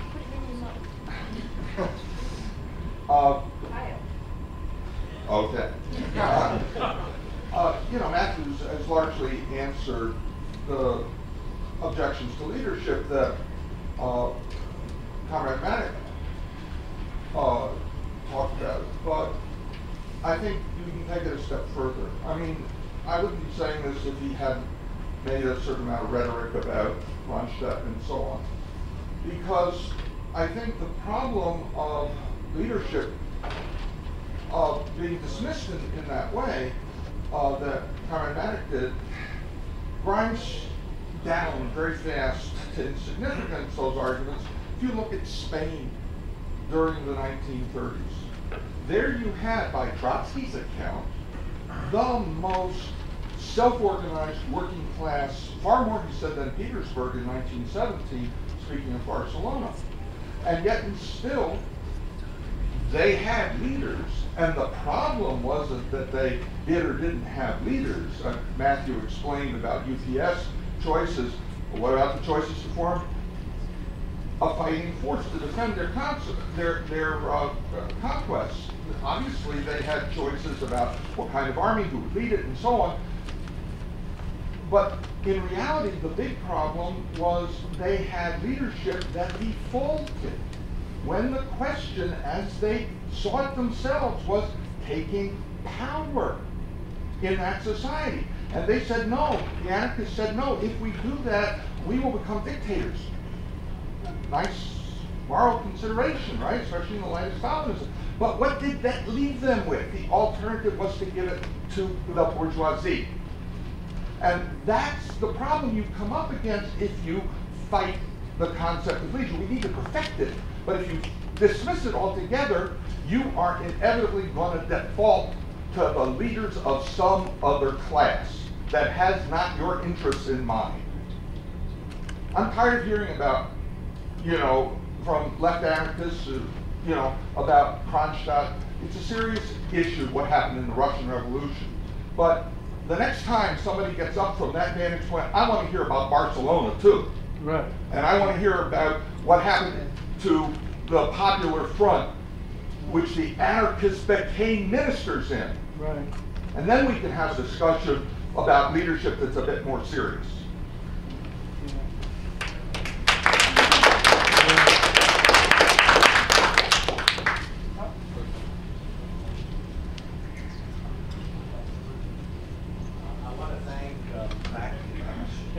I want to thank Intosh for putting his finger on what I too think is at the center of, if not most of our problems regarding what to do, certainly most of the problems regarding why to do it, and the theory surrounding that, in focusing on the nature of value. But it would have helped if he had given just a little bit of detail. I realize he didn't have much time to speak about just what is that nature of value, and in what sense he's understanding the notion of abstract. Marx said in several places that value was the form that labor takes in its product. And it isn't enough in order to understand that, because one's an activity, labor, and the other is usually a material object, to see how this relationship, which, please note, is not a causal relationship. Again, labor, value is the form that labor takes in its product. It doesn't express a causal relationship, but a relation of identity. So just what is identical between these two? I think it would have helped if you had pointed out, and this was a great opportunity, that abstract is but the tip of the iceberg of the theory of alienation. That Marx never changed his views about the nature, about labor and capitalism being alienated labor. And he expounds about that in rather more detail, obviously, mostly in the early work. And later works as well, like the Bimbris of 1887, about the nature of alienation, and abstract is kind of a shorthand, I take it, for that. But then if it's a cluster of relationships between the worker, his or her activity, the products that come out of that activity, relations with other people, both in the other class and in one's own class, and in the species understood mainly in terms of the potential that people have for another way of relating. If it's all this that is contained in the value, and therefore it goes through the society, through the metamorphosis of value into a variety of other forms, so obviously you have to do away with that. That has to be the aim of a socialist revolution. But if it contains so much, it can't be instituted right away. This is an anarchist view without having, I think, thought through all the implications in terms of the theory of value. But this is what they think can happen the day after the revolution. And so we need a state dominated by the working class. And so Marx's own suggestion about what to do immediately after the revolution, after saying on a few occasions that he really think he had nothing to say because it depends completely on the occasion. But then he does say in the manifesto, in the critique of the Gotha program and elsewhere, what exactly are the changes that should be made. And they don't have to do with doing away with alienation, which is the ultimate goal. That they were rather moderate, in fact.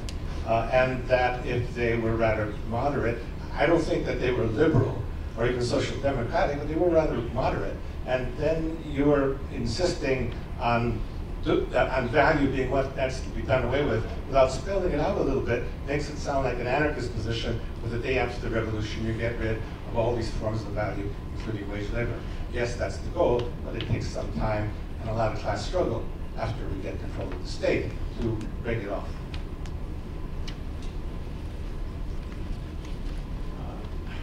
Hi, Alex Steinberg. I want to point to what I consider a beautiful illustration of the cunning of reason at work today. Just had an election this week, I don't know if you noticed.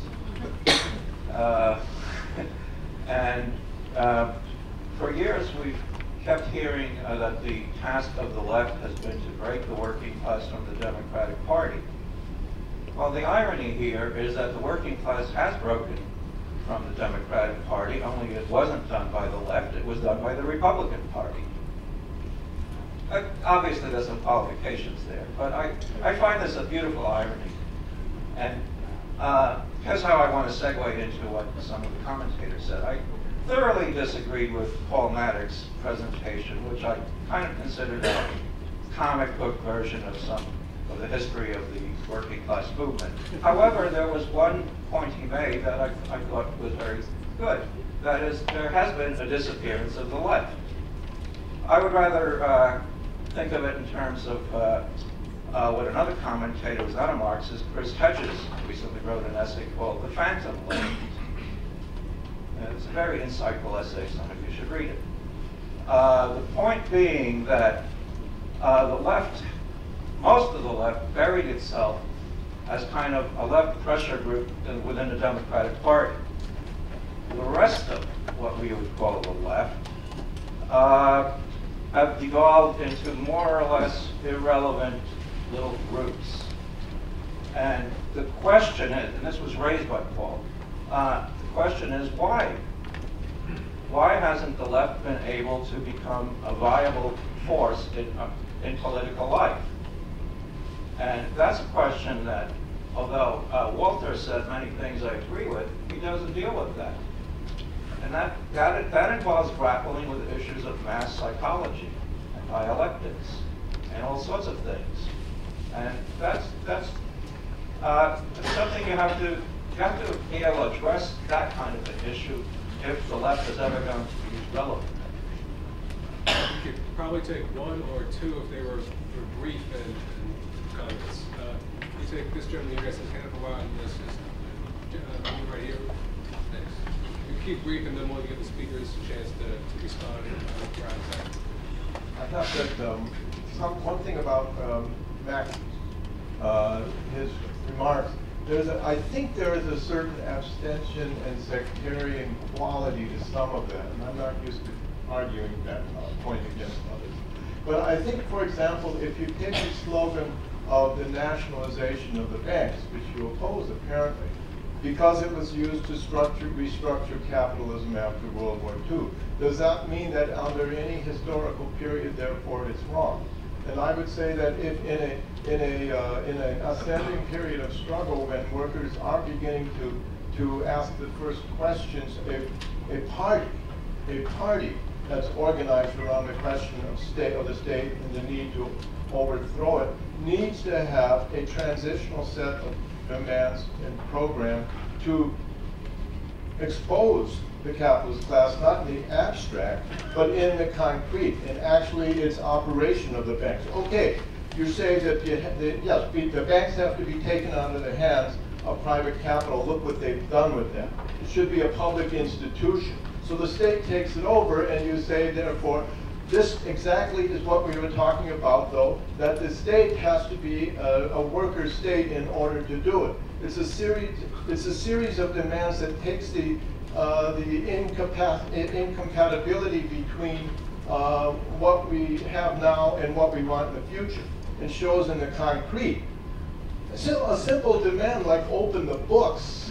Look at the MTA. It would have been a good demand for a union to raise about when they lied about their profits that were hidden, and we found out only after the strike. You know, all these demands can have an organizational quality, and I think it's important to not have an anti-historical sort of approach to things like that. And I like what Walter said, though, that the question is not the absence of a working class, but its defeat. It's defeat.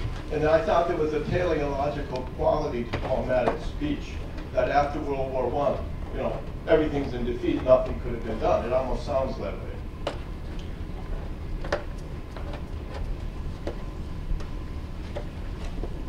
Yes. I'm Carla Brad, and these are really just kind of general. Pretty close to your mouth. Thank you. These are just general things to say. Can everybody hear me? No. General ideas that have been generated from hearing all three of the speakers. One is about the word left, and I really like when Max said that he didn't like to associate himself with that. Neither do I. Like this. Like a drink. I think I can talk that loud too. I think that the problem with the left and the fact that the left has failed, it's let everybody down, and that's why workers aren't interested in it. Why people in general are not interested in it anymore. And Walter talked a little bit about the necessity of leadership. I think what the left has done since in my memory, I was born in 1940, so since I started paying attention, what the left has been doing is been leading workers, working with them in their struggles to lead them towards a victory of some kind. Let's take the goal of, this is not something that goes back to the 40s necessarily, but full employment. That's not something that's going to happen within capitalism. And in one of the little abstracts, I forget whose abstract it was in, it was that you can either work for full employment, you can attain full employment by working for it now, or by making a revolution, but you have to work for full employment first because the revolution isn't going to happen.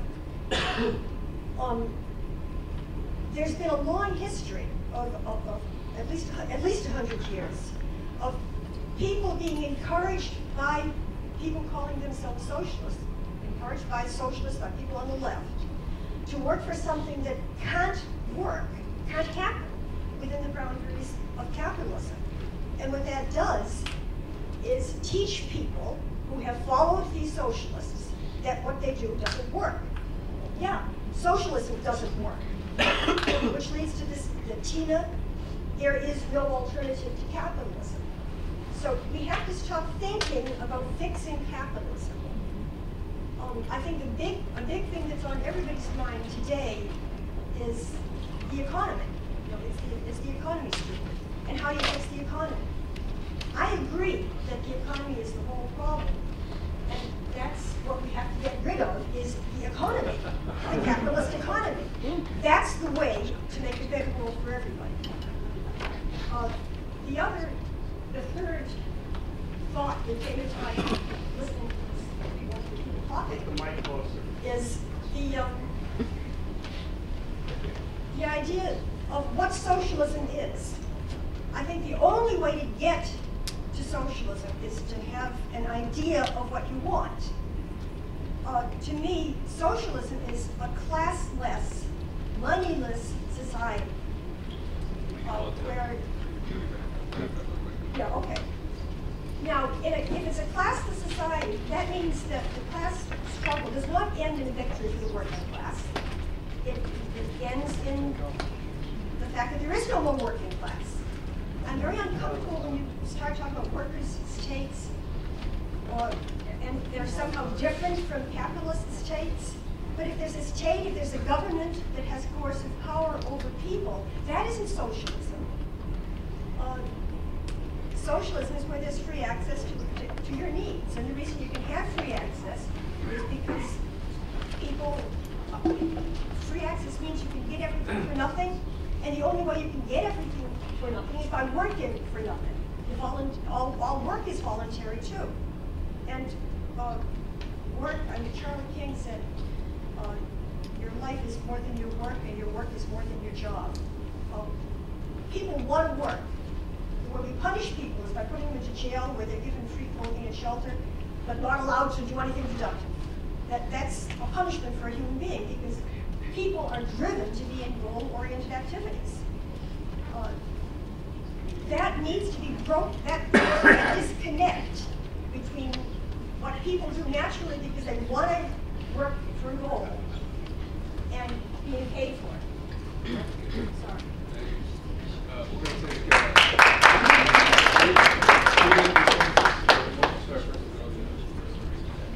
Okay, just very quickly, I thought one minor point and one very interesting question that was raised.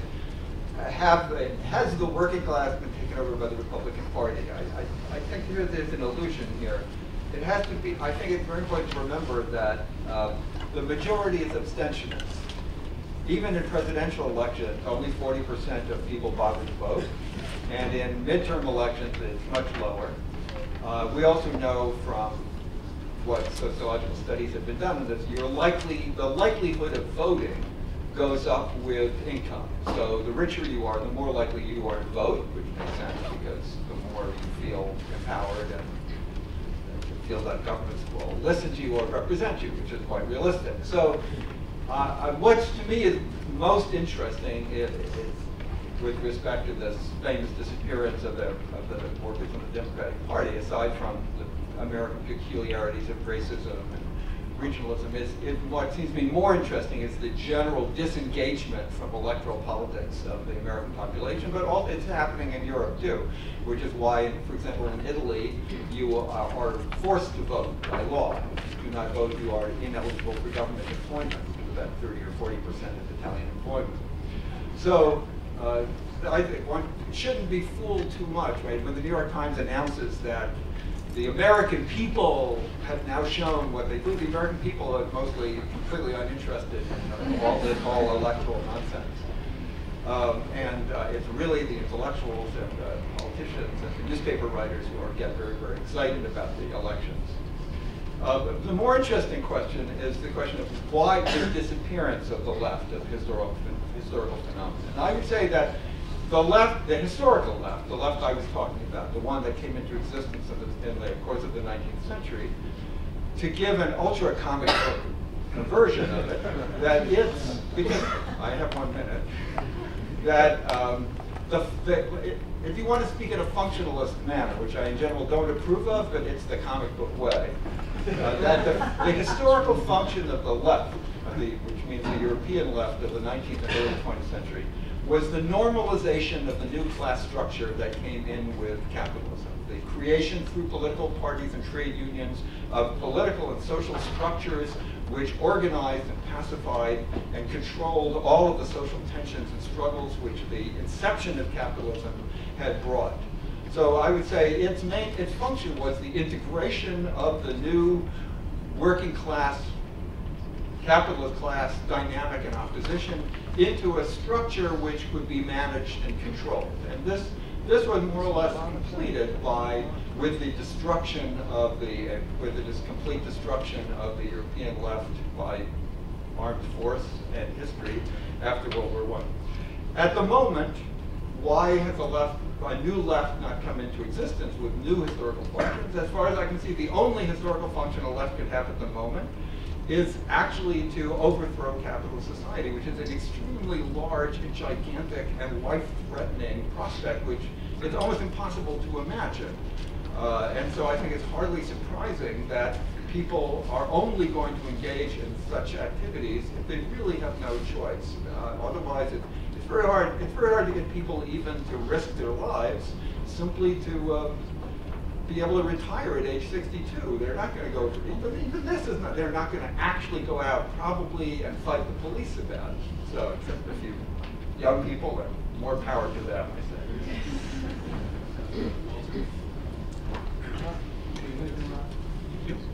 A few things to take up. I don't think I could possibly take up everything that was raised. The question of nationalism, first of all. Mac raised a number of pretty horrific examples of imperialist nationalism, such as the American Communist Party applauding the atomic bombing of Japan.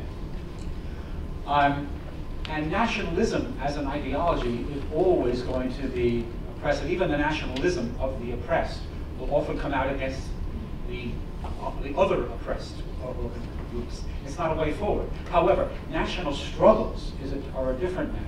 And when there are struggles against, for example, the imperialist powers by the colonial countries they ruled over, those struggles are certainly supportable and progressive, even if they take a national form, because they are struggles for human liberation. That national form has to be challenged, and the working classes in those struggles has to seek leadership against that of the national capitalists. But nevertheless, if the struggle takes a national form, it's still a struggle that advances human liberation. Question of nationalization. Now, the examples of nationalization that were given that were essentially or served the purpose of calming working class struggles when they were when the working class was a clear threat to the rule of capitalism. Nationalized property embodies certain gains, but obviously in the hands of the capitalists, it's not a solution. However, let's bear in mind that the capitalists don't like nationalized property. They see it as a threat to private property in general, and when they get a chance, they take it back. And there are demands, there are drives for the privatization of nationalized property. Generally speaking, there are exceptions, but generally speaking, when the capitalists are demanding the privatization of nationalized property, to accept that would be a defeat. That's fine. You can wrap it up as quick as possible. No, go on to the next one. I actually have one more point, but if not, Let's do the last. You do the last point in 30 seconds. 30 seconds. The last point. How to get rid of value. I mentioned that a socialist revolution by the workers will create a worker state. The worker state initially still operates under the laws of capitalism, including the law of value. Its task over time is to gradually eliminate the effects of the law of value, to shorten the working day so workers have time to consciously plan their society, and so forth.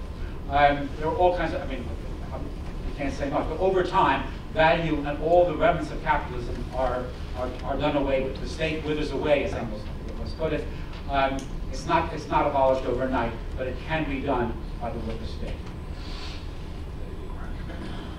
Well, just to take the question of nationalization, to me, nationalization has to be understood as a response of the capitalist class to a mortal danger, an attempt to reconsolidate, stabilize, stave off an even greater threat, namely revolution. It is not itself a revolutionary act. And it's a juridical form, a legal form. And if it takes place within the framework of the capitalist state, it changes nothing of the social relations that exist and that underpin the legal forms. It's simply a change of legal forms, whether or not the Rockefeller family owns the Chase Manhattan Bank, 100,000 shareholders own JP Morgan Chase, or the United States government nationalizes the JP Morgan Chase. If the function, the action, the activity of JP Morgan Chase is to lend money, to make a profit, to grease the wheels, to make investments, then nothing has changed by nationalizing. There was a serious discussion within the capitalist class 2 years ago about the nationalization of the banks. And people like Bernanke and leading bankers certainly discussed whether or not that was the way to go. They did nationalize AIG. They did decide not to nationalize Lehman and let it go bankrupt. They did decide to pour billions of dollars into other banks. Nationalization was perhaps on the agenda, but the crisis hadn't reached a situation where it was necessary. It may happen again, and nationalization may be the route to go. It is not the route for the collective worker to go. It is the route for the capitalist class to go under determinate circumstances, in my opinion. On Bertil's point, 1 minute, yeah. I agree that there's a need to discuss in great detail the value form, and also to discuss whether or not this is simply a change in the terminology and language of alienation that Marx came to several decades after he had written the German ideology and the economic and philosophical manuscripts. I'm not convinced that it's simply a change in language, but there is an opportunity, a theoretical opportunity for Marxists today, simply by virtue of the fact that we now know that Kapital was not completed, that the 3 volumes of Kapital were not what Marx intended, that Engels edited them in such a way that there was a popularization of the ideas, that each of the drafts of Kapital, which are now available, all of them in German, many of them in English, the Grundrisse, the so-called 6th chapter of Kapital, the French edition of Kapital, the 1872 edition,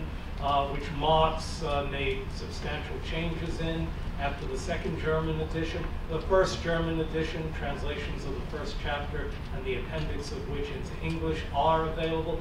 They all point to a different vision of the value form than one gets simply by reading the 3 volumes of Kapital, or simply by reading the way the social democratic or orthodox Marxist tradition understood Kapital. I think it incorporates the idea of alienation in a very rich way. Whether it's simply a change in terminology is, for me, an open question. We have articles in Internationalist Perspective that will deepen it. I hope you'll purchase one, and anyone who's interested will. But I agree, it's an issue that has to be addressed. And also our comrades in EndNotes have devoted a whole issue to the question of the value form, and it's also available on our literature table. There's a huge debate based on the publication of all of Marx's manuscripts, and I don't think they have a final answer, but they make it possible for Marxists in the 21st century to see things that the Marxist tradition did not see in the 20th or even in the 19th, in my opinion.